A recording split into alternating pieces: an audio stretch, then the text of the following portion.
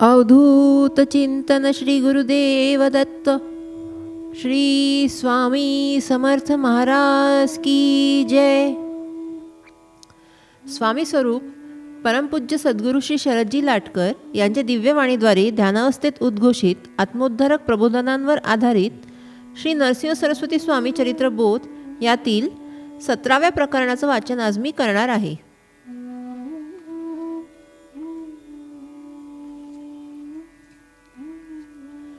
अनंत व्रताची कथा। सद्गुरूंच्या दिव्यवाणीतून विश्वकर्म्याची कथा ऐकून सायनदेव हर्षित झाले। सद्गुरूंच्या चरणी त्यांनी वारंवार नमन केले। शके 1372 भाद्रपद मासातील त्रयोदशी तिथीस प्रदोषकाळी ही कथा सद्गुरूंच्या मुखातून सायनदेवाने ऐकली।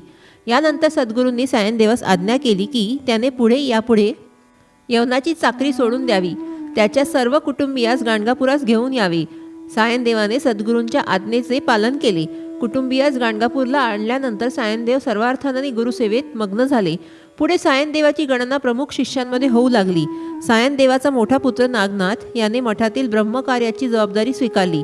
सायनदेवाच्या कुटुंबास अखंड लक्ष्मी प्राप्त व्हावी, त्यांच्या सर्व मनोकामना पूर्ण व्हाव्या यासाठी श्रीगुरूंनी सायनदेवास अनंत व्रत करण्यास सांगितले। येणाऱ्या भाद्रपद शुद्ध चतुर्दशीस भीमा अमरजा संगमावर अनंत व्रत करावे असा आदेश सायनदेवास दिला। भाद्रपद शुद्ध चतुर्दशी ही एक विशेष महत्त्वाची तिथी असून या दिवशी अनंत व्रत केले जाते। सायनदेवास या व्रताविषयी जिज्ञासा निर्माण झाली। त्याने श्री गुरूंना प्रार्थना केली की या व्रताचे महात्म्य व त्यासंबंधी एखादी कथा कृपा करून मला सांगावी। श्री गुरूंनी तत्वरहस्यासह अनंत व्रताचे महात्म्य कथन केले आणि कौंडिण्य ऋषीची कथा सांगितली। सायनदेव स्वतः कौंडिण्य गोत्रातील होते। त्याचे सर्व कष्ट दूर व्हावे त्यासाठी सायनदेवास जी कथा सांगितली ती अशी। द्वापार युगामध्ये पांडवांना जेव्हा वनवासात जावे लागले तेव्हा त्यांना अपार कष्ट झाले। एकदा श्रीकृष्ण भगवान त्यांना भेटायला गेले। पांडवांनी आपल्या दुरवस्थेविषयी त्यांच्याजवळ गाऱ्हाणे मांडले। उपाय विचारला। धर्मराज म्हणाला, हे श्रीकृष्णा, असा कोणता उपाय आहे की जे केल्याने आमचे कष्ट दूर होतील व राज्य परत मिळेल? तो प्रश्न ऐकल्यावर श्रीकृष्णाने पांडवांना अनंत व्रत करण्यास सांगितले व त्याचे महात्म्य सांगणारी एक कथा सांगितली ती अशी। कृतयुगामध्ये सुमंतू नामक एक ब्राह्मण राहत असे। त्याची पत्नी दीक्षा ही भृगु ऋषींची कन्या होती। या दाम्पत्याच्या कन्येचे नाव सुशीला असे होते। पुढे काही काळाने दीक्षेचे देहावसन झाले तेव्हा धर्मकार्यासाठी सुमंतूने दुसरा विवाह केला। या दुसऱ्या पत्नीचे नाव कर्कशा असे होते। ती अत्यंत रागीट स्वभावाची होती। काही वर्षानंतर सुशीला उपवर झाली तेव्हा सुमंतूने कौंडिण्य नामक ऋषीबरोबर तिचा विवाह लावून दिला। ज्येष्ठ महिना लागल्याने सुशीला आपल्या पतीसोबत पितृगृही थांबली। त्या काळात कर्कशाने या नवपरिणित दाम्पत्याला अतिशय त्रास दिला। हा त्रास सहन न झाल्याने दोघांनी तेथून निघून जाण्याचे ठरविले। मुलगी व जावई घर सोडून जाणार म्हणून सुमंतूला दुःख झाले, परंतु परिस्थितीवश त्याने ते मान्य केले। मुलीला सासरी जाताना कायही द्यावे असे त्यास वाटले, परंतु कर्कशाने अडविले। शेवटी थोडा गव्हाचा कोंडा व उरलेल्या पक्वान्नाचा चुरा त्याने सुशीलेसोबत दिला। सुशीला सद्गुणी व सहनशील होती, तिने दुःख मानले नाही। आता सुशीला आपल्या पतीसोबत प्रवासात निघाली। तो दिवस भाद्रपद शुद्ध चतुर्दशीचा होता। प्रवास करता करता दुपार झाली। मध्यान्ह सायमाईचे अनुष्ठान करण्यासाठी कौंडिण्य ऋषी नदी तीरावर थांबले। तेवढ्यात सुशीलेने असे पाहिले की तेथे काही स्त्रिया एकत्र जमून पूजन करीत आहेत। उत्सुकतेने सुशीला त्यांच्याजवळ गेली। तिने पूजनाविषयी चौकशी करताच असे समजले की त्या सर्व स्त्रिया अनंत व्रतानिमित्त हे पूजन करीत आहेत। सुशीलेने हे व्रत करण्याची तयारी दर्शवली। सर्व स्त्रियांनी तिच्याकडून हे व्रत करून घेतले। लाल रंगाचा 14 गाठींचा एक धागा तिच्या हातास बांधून दिला। त्या स्त्रियांनी तिला या व्रताची विस्ताराने माहिती सांगितली व विधी समजावून दिला। त्या म्हणाल्या, हे अनंत व्रत भाद्रपद शुद्ध चतुर्दशीस केले जाते। यामध्ये गंगा यमुनेच्या जलाचे पूजन करतात। त्यात वड, औदुंबर, पिंपळ, आंबा, पायरी याची पाने रत्नासहित घालून पूजन करतात। 7 फणांचा दर्भाचा शेषनाग करून त्यावर 14 गाठींचा अनंताचा धागा प्रस्थापित करून शेषशायी विष्णूचे ध्यान केले जाते व षोडशोपचारे पूजन केले जाते। एवढी माहिती एकेपर्यंत कौंडिण्याचे माध्यान्ह कर्म पूर्ण झाले। ते दोघे पुढील प्रवासासाठी निघाले। सुशीलेने अनंताचा धागा हातावर बांधला होता। पुढे अमरावती नामक नगरीत त्या दोघांनी प्रवेश केला तेव्हा एक आश्चर्यकारक घटना घडली। त्या नगरीच्या नागरिकांनी त्यांचे भव्य स्वागत केले व राजदरबारी नेऊन राजसिंहासनावर बसविले। कौंडिण्यास अनायासेच सारे राज्य वैभव मिळाले। त्याने मोठ्या आनंदाने राज्यकारभार सुरू केला. सुशिलेने हाताला बांधलेला अनंताचा धागा एके दिवशी कौंडिन्याच्या लक्षात आला. त्याने सुशिलेस विचारले की तू हातात हा कोणता धागा बांधला? हा अनंताचा धागा असून आज आपण अनंताच्या कृपेने राज्यवैभव भोगत आहोत, असे सुशिलेने सांगितले. कौंडिन्यास ते पटले नाही. स्वतःच्या तप सामर्थ्यामुळे आपल्याला राज्यवैभव मिळाले असे त्याला वाटत असे, म्हणून त्याला सुशिलेचा राग आला. रागाच्या भरात क्षणार्धातच त्याने सुशिलेच्या हातास बांधलेला धागा तोडून समोरच्या अग्निकुंडात टाकला. हे पाहून सुशिलेस मोठा धक्का बसला.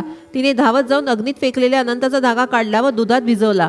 या प्रसंगाने अनंत देवाचा मोठाच कोप झाला.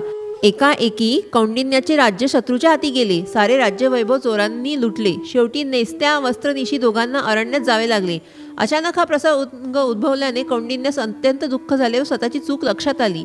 आपल्या हातून अनंताचा मोठा अपमान झाला आहे, त्यामुळे हा प्रसंग घडला आहे त्याच्या पूर्णपणे लक्षात येऊन कौंडिन्यास पश्चाताप झाला.